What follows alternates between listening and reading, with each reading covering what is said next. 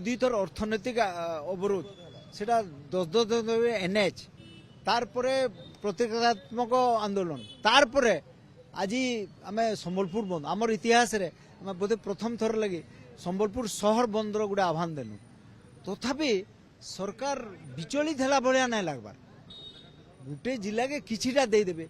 आमर स्पष्ट कथा किछि कहबार नाइन आपण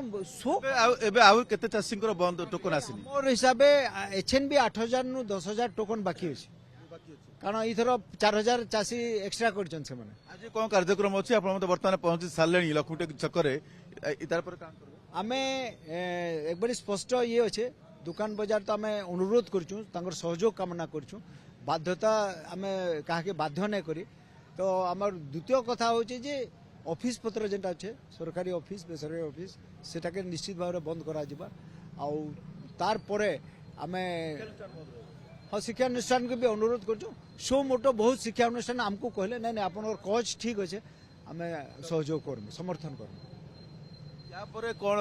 विभिन्न पर्याय आंदोलन कला परे आजिर संबलपुर बंद भाबुचंती या परे सब ठीक ठाक हे जीवो ना पुणी समस्या लागि रहबो जहाँ जना पड़ी सरकार जमती निर्लज्जता देखा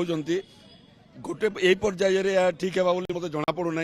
आमर पर्यायक्रमे या पर भी लड़ाई जारी रहिबो जे पर्यंत शेष चाषी को शेष टोकन न आसी लड़ाई जारी रहिबो।